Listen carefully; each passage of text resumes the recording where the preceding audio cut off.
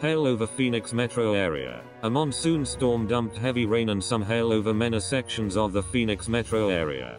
Cave Creek and Carefree received more than an inch of rain in an hour during the afternoon, which caused some washes to flood. Authorities said street flooding could be expected in Phoenix, Glendale, Scottsdale, Paradise Valley, Tolson and Levine.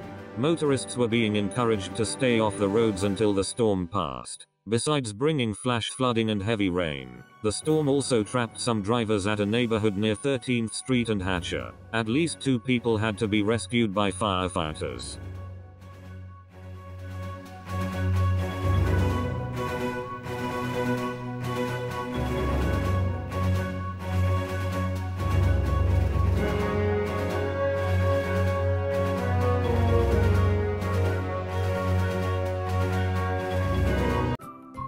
Thank you for watching.